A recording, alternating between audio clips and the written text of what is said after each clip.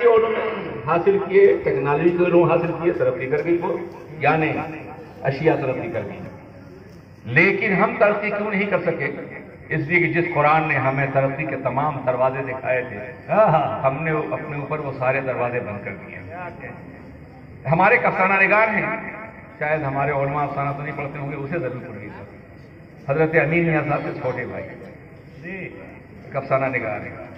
انہوں نے ایک افسانہ لکھا ہے کہ ایک مریض خاتون ہے، بڑی معزز خاتون، بڑی محترم خاتون، پورے خاندان کی آبرو ہے.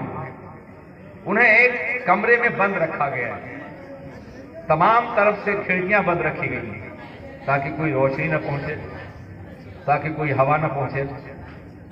وہ بیمار ہیں، ڈاکٹر آگے بار بار کہتا ہے ان کھڑکیوں کو کھول دو اگر انہیں زندہ دیکھنا چاہتے ہو تو، مگر لوگ کھڑکیوں کھولنے کے لیے تیار نہیں. معاملہ ایک ایسی بیہودہ غیرت کا ہے جس کا اسلام سے کوئی تعلق نہیں ہے. کھڑکیاں بند ہیں، ہوا نہیں آ رہی ہے، دم گھٹ رہا ہے، مگر کھڑکیاں کھولی نہیں جاتی ہیں. شام کو جب شوہر آتا ہے تو وہ دروازہ کھلتا ہے جس دروازے سے وہ داخل ہوتا ہے، اور پھر صبح کو تمام دروازے بند کر دیے جاتے ہیں، اور پھر ان کی موت واقع ہو جاتی ہے. علم کے سارے دروازے ہم نے بند کر دیے. یہ مریض معاشرے کی بیوہ عورت علم کے صحن میں اس طور پہ سوئی ہوئی ہے کہ کہیں بھی کوئی دروازہ ہمارے گھر نہیں کھلتا ہے. اس کا نتیجہ ہے کہ علم کے ہر دروازے سے ہم نے آنکھیں بند کر رکھی ہیں، اور علم کا کوئی کوشہ اور کوئی روشنی ہمارے روزن سے ہمارے آنگن میں پہنچتی ہوئی نظر نہیں آ رہی ہے. دنیا میں بے کسی کی وجہ یہ ہے. کبھی آپ نے قرآن عظیم کا مطالعہ کیا؟ قرآن عظیم جو اللہ کی کتاب ہے، علم کے حوالے سے اگر کہنا چاہوں تو سرور کائنات کا برپا ہوا کہ انقلاب ایک خالص علمی انقلاب تھا، ایک خالص فکری انقلاب تھا، ایک شعوری انقلاب تھا، ایک تجرباتی انقلاب تھا، ایک مشاہداتی انقلاب تھا، ایک ایسا انقلاب تھا کہ جس میں زندگی کے انقلاب کی تمام قدریں پوشیدہ تھی. آپ ذرا سوچیے، آقائے دو جہاں مولانا عبد المومن صاحب کے آقا جب تشریف لائے ہیں تو پورا جزیرۃ العرب دو حصوں میں تقسیم تھا.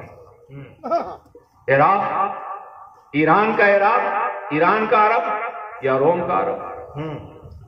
دو سپر پاورز نے جزیرے کو تقسیم کر رکھا، اور ایک دو سال سے نہیں بلکہ کئی ہزار سال سے جزیرۃ العرب باضابطہ غلامی کی زنجیروں میں جکڑا ہوا تھا. عرب بوتا تھا، عرب کاشت کرتا تھا، عرب نخلستان سجاتا تھا، غلہ یہ اٹھا لے جاتے تھے.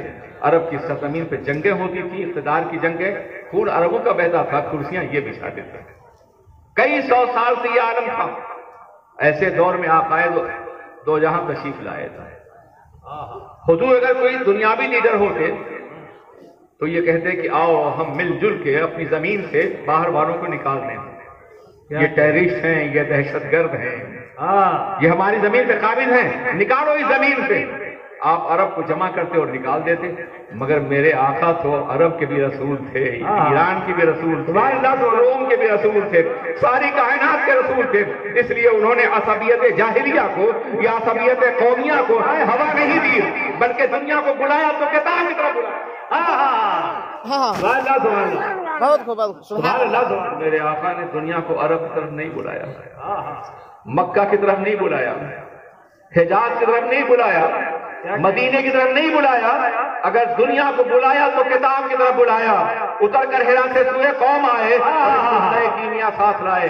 نتیجہ یہ ہوا کہ دور سے آنے والا کتاب کی سوسائٹی کا ممبر بن گیا، اور گھر میں رہنے والا نکال دیا گیا. بلال حبشہ سے آئے، حیب روم سے آئے، سلمان فارس سے آئے، کتاب کی سوسائٹی کے ممبر بن گئے. اور گھر میں ابو جہل تھا، نکال دیا گیا، اس لیے کہ کتاب کی سوسائٹی ممبر نہیں تھا وہ. ہمارا معاشرہ کتاب ہو رہا ہے. سبحان اللہ سبحان اللہ. ہمارا معاشرہ کتاب کا معاشرہ ہے. ہمارا معاشرہ قانون الہی کا معاشرہ ہے. ہمارا معاشرہ اس نظام زندگی کا معاشرہ ہے جو اللہ کے رسول لے کر کے آئے. جب تک ہمارے معاشرے میں کتاب ہے اس وقت تک ہم اسلامی معاشرے کے ممبر ہیں، اور جب ہمارے ہاتھوں میں کتاب نہیں ہے تو ہم اسلامی معاشرے کے ممبر نہیں ہیں. سبحان اللہ. سوچیے کیا ہمارے ہاتھوں میں کتاب ہے؟ آپ اندازہ فرمائیے، اور انبیاء کرام کی نبوتیں بھی مختلف طور سے ظاہر ہوئی، مگر میرے آقا انقلاب کے ایک ایسے موڑ پہ کھڑے تھے جب دنیا ایک فکری اور شعوری انقلاب کے لیے تیار تھی، اس لیے آپ کی نبوت کا آغاز اقرا کے ذریعے سے ہوا۔ کل یہ تقریر کر رہے تھے معین میاں کے دوسرے مقام پر کہ اقرا کے ساتھ بسم ربک نہ ہوتا تو یقیناً آج بھی وہی وحشت اور بربریت ہوتی جو دنیا میں چھائی ہوئی ہے۔ آغاز اقرا کے ذریعے سے ہوا تھا، جس پیغمبر کی نبوت کا آغاز اقرا کے ذریعے ہے، آج وہی قوم دنیا میں قاری نہیں رہ گئی ہے۔ کیا کہنے، آج دنیا میں سچا رپورٹ ہوئی، ہمارے مشاہدات کو علم کی دنیا میں ہمیں قدموں میں ڈال دیا گیا اور ذلیل کر دیا گیا ہے۔ آپ اندازہ فرمائیں، مکہ مکرمہ میں اللہ کے رسول جلوہ گر ہوتے ہیں تو صرف 17 افراد لکھنا جانتے ہیں، 17 افراد، لیکن جب آپ نے پردہ فرمایا تو 1,24,000 صحابہ کے ہاتھ میں قلم عطا فرمایا۔ نون والقلم کی قسم یاد فرمائی تھی قرآن نے، اور ہاتھوں میں قلم دے دیا تھا قائد و جہاں نے، اور یہ قلم 15ویں صدی تک، 1592 تک نہیں بلکہ 1492 تک، جب تک اسپین کا زوال نہیں رہا، مسلمانوں کے ہاتھ میں رہا۔ جب یہ قلم ہمارے ہاتھ میں تھا تو ہم نے دریاؤں پہ حکومت کی تھی، پہاڑوں پہ حکومت کی تھی، دریا کی وسعتیں سمجھ جاتی تھی، پہاڑ جھک جاتے تھے، اور جب سے یہ قلم ہمارے ہاتھوں سے چھین لیا گیا ہے اس کے بعد سے ہم کہیں کی نہیں رہ گئے ہیں۔ اے اہل جہاں آؤ یہ جاگیر سنبھالو، بہت پہلے کہہ چکے ہیں ہم، اے اہل جہاں آؤ، اے یہودیوں آؤ، اے عیسائیوں آؤ، اے غیر مسلموں آؤ، اے اہل جہاں آؤ یہ جاگیر سنبھالو۔ ہم مملکت لوح و قلم بیچ رہے ہیں۔ علمی پسماندگی نے ہمیں دنیا کی پسماندہ ترین قوموں میں شامل کر دیا ہے، اور آج بھی ہم اسی راستے بڑھ رہے ہیں۔ میں اس لیے اس شہر میں مخاطب کہ یہاں کئی ہائی اسکول چل رہے ہیں، یہاں علم کا ہمیشہ ایک نظام اور سسٹم رہا ہے، یہاں آج بھی ایسے ارباب دانش موجود ہیں کہ منظم ہو جائیں تو اس شہر کا نہیں پورے علاقے کا نصیبہ بدل سکتے ہیں، بے شک، مگر اس کے لیے کام کرنا ہوگا، حرکت مسلسل کے ذریعے سے، سعی فہم کے ذریعے سے۔ اگر ایک طرف قرآن ہو سینوں میں تو دوسری طرف عہد حاضر کی تعلیمات بھی ہوں۔ عزیزان ملت، قابل احترام بزرگوں اور دوستوں، کیا ہندوستان میں کسی ایسے بیرسٹر کا تصور کر سکتے ہیں جس طرح کے وقار میں معین میاں ہے؟ نہیں، بیرسٹر کی الگ دنیا ہوتی ہے۔ میں کہتا ہوں ایسا کیوں نہیں ہوتا کہ تمہارے ہاتھوں میں قرآن بھی ہو اور عصر حاضر کا قانون بھی ہو، تمہارے ہاتھوں میں قرآن بھی ہو، سائنس کی کتاب بھی ہو، تمہارے ہاتھ میں قرآن ہو اور ٹیکنالوجی کی راہیں بھی ہو۔ کیا کہنے ہیں، سبحان اللہ، سبحان اللہ، جب ہم دین و دنیا دونوں کو ساتھ لے کے چلیں گے۔ سبحان اللہ، بڑی سازش کے تحت دنیا سے ہمارے دین کو الگ کر دیا گیا ہے۔ لارڈ میکالے کے نظام کو شاید آپ نہ جانتے ہوں لیکن دوسرے افراد جانتے ہیں۔ پہلے دین اور دنیا میں کوئی تقسیم نہیں تھی۔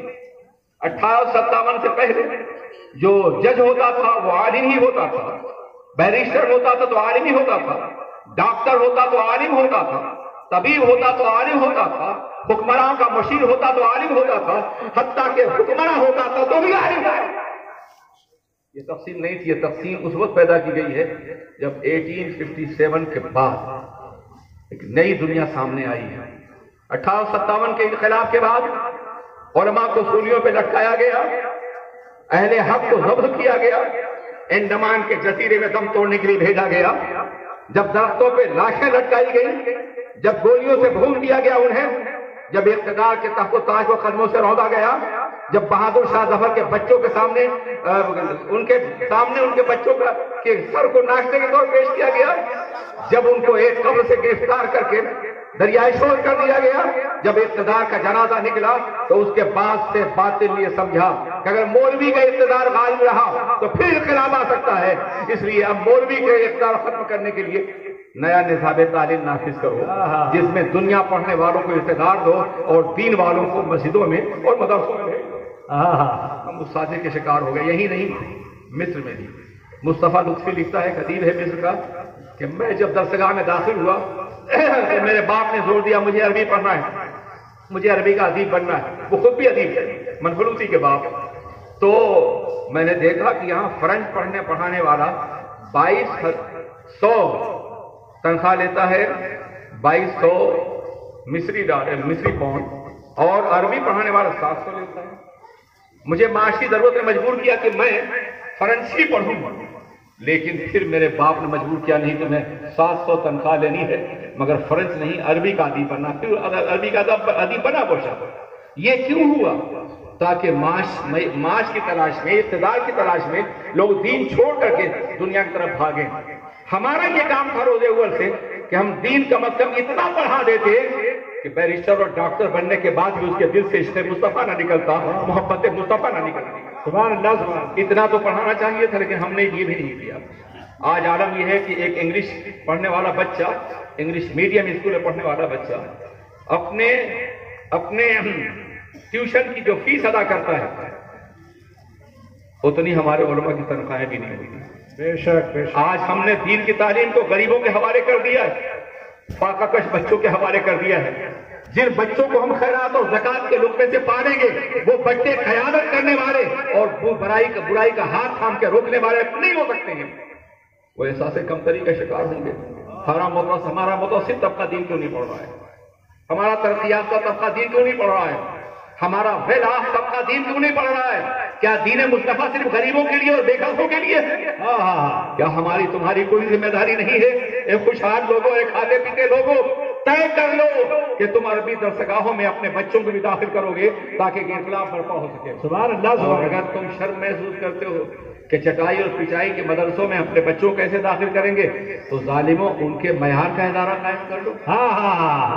ایسا ادارہ قائم کرو جہاں 5 گھنٹے اگر سائنس، انگلش اور دوسری زبانیں پڑھائی جاتی ہوں تو کم از کم 1 گھنٹہ عربی زبان پڑھائی جائے.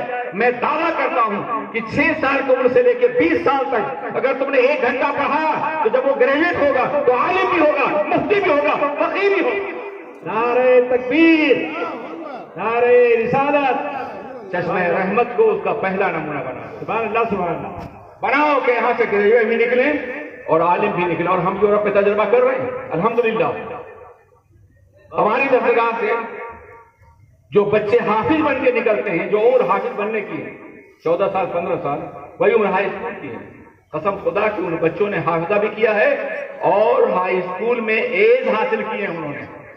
اس لیے قرآن ذہنوں کے آفاق کو وسیع کر دیتا ہے. قرآن کی برکتیں انہیں سنوارتی ہیں. جب میں شروع میں گیا تھا تو اسکول والوں نے بڑا ہنگامہ کیا کہ 2 گھنٹے میں روزانہ اور بھی پڑھاتے ہیں مسجد میں، بچوں کا نصاب تعلیم رہ جائے گا، بچے پیچھے رہ جائیں گے. میں نے چیلنج کیا ٹیچروں کو. میں نے کہا کہ میرے بچے عربی پڑھتے ہیں، قرآن پڑھتے ہیں، اگر میرے بچے نہ پڑھنے والوں کے مقابلے میں زیادہ بہتر نہ ہو تو ہم مدرسے بند کر دیں گے. کیا بات ہے. اور اگر یہ ان سے بہتر ہو تو تمہیں بند کرانے کا کوئی حق نہیں ہے. اس لیے کہ تمہارے بچے جب اسکول سے چھوٹتے ہیں تو آوارگی کرتے ہیں، شراب پیتے ہیں، بدماشوں کے ساتھ گھومتے ہیں، لڑکیوں کے پیچھے گھومتے ہیں. مگر ہمارے بچے جب اسکول سے آتے ہیں تو قرآن پڑھتے ہیں اور گھر جاتے ہیں ہوم ورک کرتے ہیں. سبحان اللہ سبحان اللہ. سبحان اللہ سبحان اللہ. ان کا رہنا بہتر. آج کتنے ڈاکٹر ہیں جو عربی پڑھے ہوئے ہیں، کتنے وکیل ہیں جو عربی پڑھے ہوئے ہیں. اس لیے کہ انہیں شروع سے اس بات کی تربیت دی گئی ہے کہ تم جو کچھ ہی بن جاؤ مگر مسلمان ہو، مصطفیٰ کے غلام ہو. اس طرح کا ایک تجربہ آپ بھی کر کے دیکھیں کہ ایک نیا انقلاب برپا ہوگا، ایک نئی فکر برپا ہوگی. یقیناً آپ اتنا بڑا عالم تو نہیں بنا سکتے جتنا کہ مکمل طور پہ 10 سالہ کورس درسگاہوں پڑھایا جاتا ہے، مگر اتنا بڑا عالم بنا سکتے ہیں کہ وہ حالات حاضرہ کی نبض سے ہاتھ رکھ سکے اور زمانے کو بہترین تقاضوں سے آشنا کر سکے. سبحان اللہ سبحان. میرے عزیز ساتھیوں، آپ اندازہ فرمائیں کہ عقائد و جہاں جلوگر ہوئے ہیں قرآن دین کا عظیم نظام لے کر کے. کبھی آپ نے تاریخ کے مطالعے میں یہ بات محسوس کی کہ تاریخ داں تاریخ کو 2 حصوں میں تقسیم کرتے ہیں، عہد جاہلی اور عہد اسلام. اسلام سے پہلے کے دور کو جاہلیت کا دور کہتے ہیں اور اسلام کے دور کو دور اسلام کہتے ہیں. ان دونوں میں رشتہ کیا ہے؟ منافعات کا رشتہ ہے، تباین کا رشتہ ہے، تضاد کا رشتہ ہے، تنازع کا رشتہ ہے. کون سا رشتہ ہے؟ جاہلیت اور اسلام میں. اسلام سے پہلے کا دور جاہلیت ہے، اسلام کا دور دور اسلام ہے. اگر وہ دور جاہلیت تھا تو اسلام کے دور کو دور علم کہنا چاہیے تھا. کیا بات ہے. اگر یہ دور اسلام ہے اس کو دور کفر کہنا چاہیے تھا. مگر عجیب تقسیم ہے کہ اس کو دور جاہلیت کہا جاتا ہے، اس کو دور اسلام، تاکہ یہ بتایا جا سکے کہ جہاں جاہلیت ہے وہاں اسلام نہیں ہے اور جہاں اسلام ہے وہاں جاہلیت. سبحان اللہ سبحان اللہ سبحان اللہ سبحان اللہ. واہ واہ واہ. 14ویں 15ویں صدی تک اسلام اور علم ساتھ ساتھ چلتے رہے ہیں. اس وقت تک ہم نے ترقی کی تھی, آگے بڑھے تھے, ہم دنیا کی درسگاہوں کو پڑھاتے تھے. تاریخ پڑھو اپنی. میں نے ان خطوط کو دیکھا ہے کہ لندن کے بچے غرناطہ کی درسگاہوں میں درخواست لے کے حاضر رہتے تھے, اور لندن کا بادشاہ درخواست کرتا تھا ہمارے بچے کو داخل کر دیجیے. اور آج ہمارے بچے دنیا کی کسی درسگاہ میں داخل ہونے قابل نہیں رہ گئے. بڑی مشکل سے اگر کہیں سے کوئی ڈگری حاصل بھی کر لیتے ہیں تو دنیا انہیں اپنے ٹھوکروں میں رکھ لیتی ہے. یہ اس لیے ہے کہ ہم نے حالات کے ساتھ اپنی رفتار کو آگے نہیں بڑھایا, ہم نے اپنے کو پسماندہ رکھنے کا فیصلہ کیا ہے, اور آج ہم دنیا کی ذلیل ترین قوموں میں شمار کیے جانے والے ہیں. ہوش میں آ جائیں. اگر یہ حالات ہوئے تو کیا ہوگا جانتے ہیں؟ ہمارا مخالف طبقہ کرسی بیٹھے گا اور ہمیں زمین پہ جھاڑو دینا پڑے گا. اس ذلت و رسوائی کی زندگی سے پہلے بیدار ہو جائیے. علم کے علاوہ کوئی دوسرا راستہ ہمارے پاس نہیں ہے. لوگ کہتے ہیں نوکری نہیں ملتی. میں کہتا ہوں کہ علم نوکری کے لیے نہیں ہے, علم خود ایک دولت ہے, ایسی دولت کا جس کا کوئی جواب نہیں ہے. نوکری ملے یا نہ ملے, علم حاصل کرو, دنیاوی علم بھی اور دینی علم بھی, تاکہ دنیا میں اپنا مقام پیدا کر سکو, دیار عشق میں اپنا مقام پیدا کر, نئے زمانہ نئے صبح و شام پیدا کر. اٹھا نہ شیشہ گرانے فرنگ کے احسان, خودی نہ بیچ غریبی میں نام پیدا کر, خودی نہ بیچ غریبی میں نام پیدا کر. علم حاصل کیجیے, اور علم حاصل کرنے کے لیے ہمیں اپنے معاشرے کا جائزہ لینا پڑے گا. وہ کیا طریقہ ہے کہ جس کی بنیاد پر معاشرے کے ہر بچے کو ہم صاحب علم بنا دیں؟ وہ کیا طریقہ ہے؟ مجھے بتائیے کیا طریقہ ہے. میں نے یہ طریقے عام کیے ہیں, میں اس کا مبلغ ہوں. ہر محلے میں ایسی کمیٹیاں قائم کی جائیں, پڑھے لکھے نوجوان, گریجویٹ نوجوان یہ دیکھیں کہ محلے میں کتنے بچے تعلیم نہیں حاصل کر رہے ہیں. تعلیم نہ حاصل کرنے کی وجہ کیا؟ غربت ہے. تعلیم نہ حاصل کرنے کی لاپرواہی ہے, ماں باپ کی بے توجہی ہے, بیماری ہے.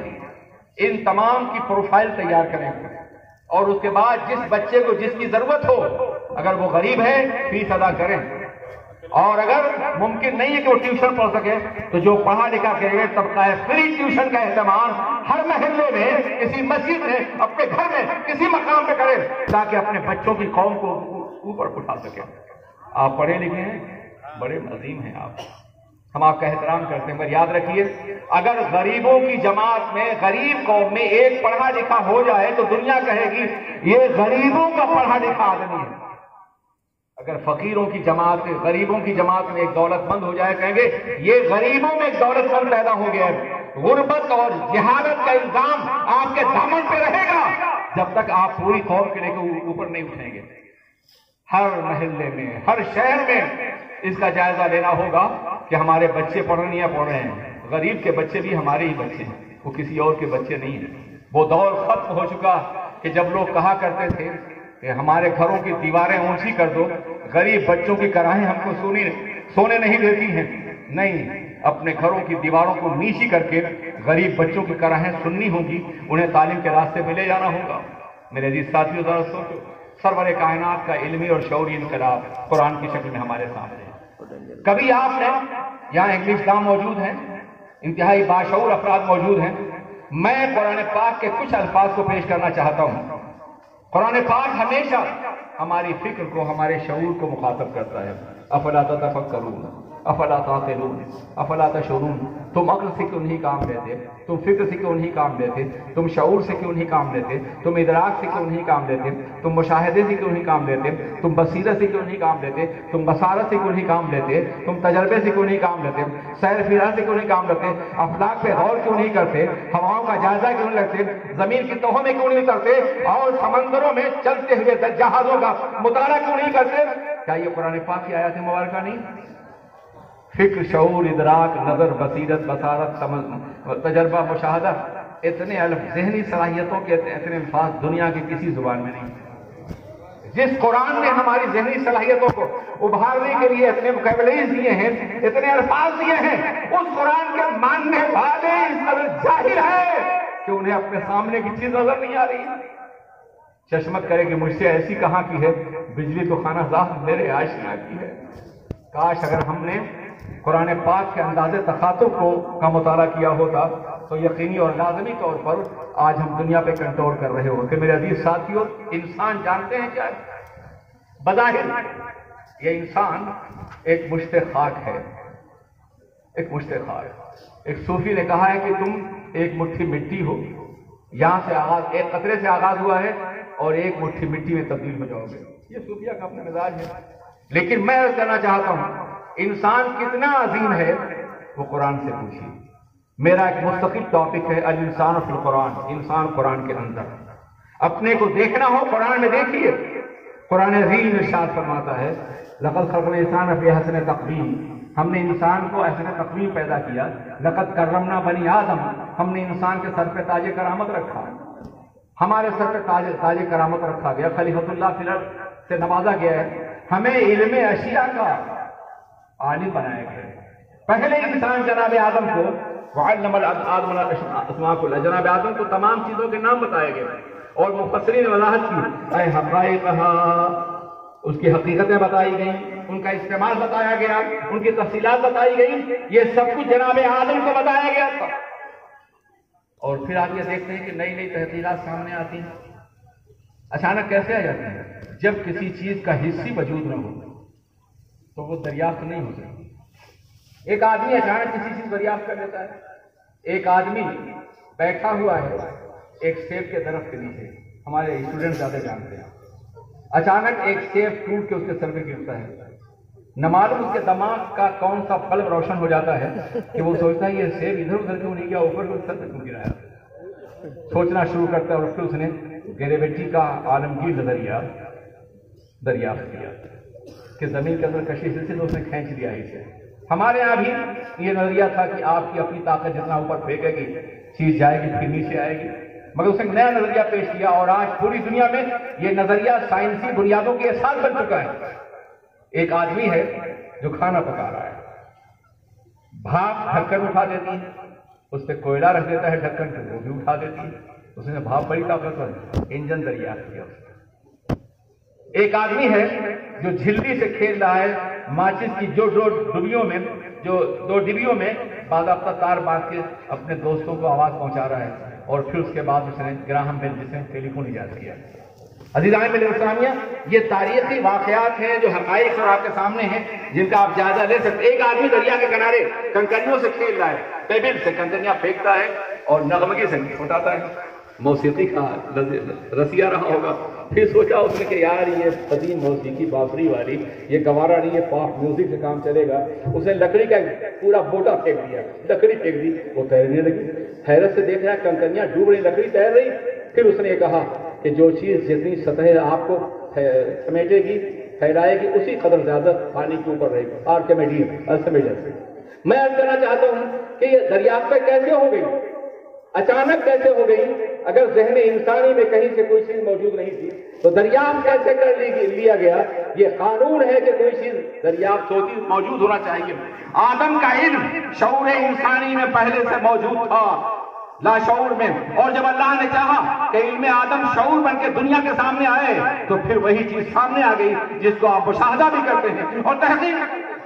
سبحان اللہ، سبحان اللہ. یہ انسان کا مقام ہے. انسان کتنا عظیم ہے. دنیا کے دو نوشنز ہیں جنہیں آپ انسانوں نے کائنات کے کا احاطہ کیے ہوئے ہیں. ایک کو آپ ٹائم کہتے ہیں، دوسرے کو اسپیس کہتے ہیں. یا تو ٹائم کے اندر کوئی چیز ہوگی یا اسپیس کے اندر کوئی چیز ہوگی، یا زمانے کے اندر کوئی چیز ہوگی یا مکان کے اندر کوئی چیز ہوگی. زمانے اور مکان سے کوئی چیز باہر نہیں.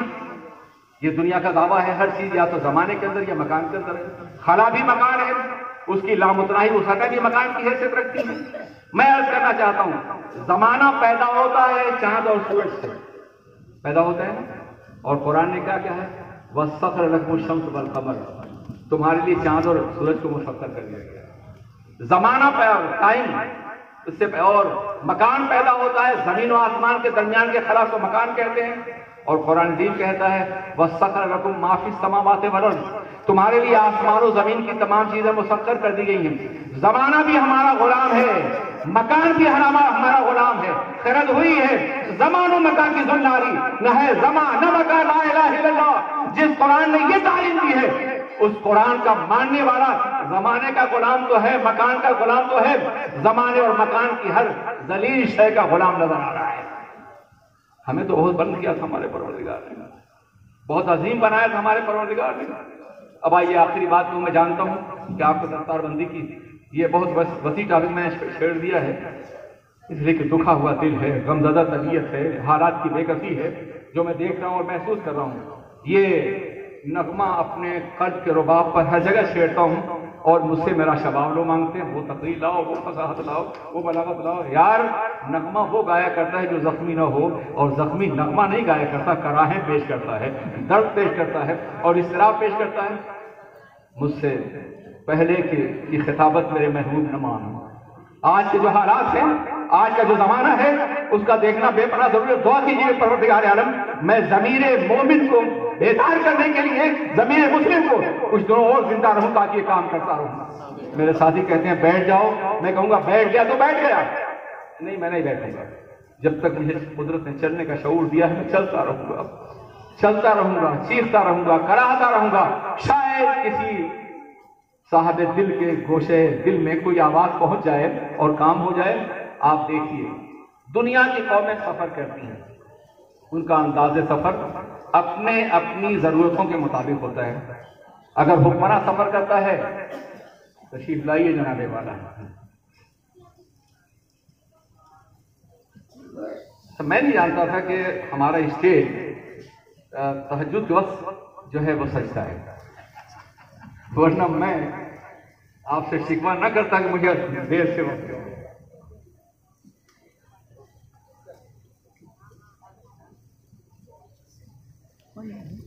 پتہ نہیں.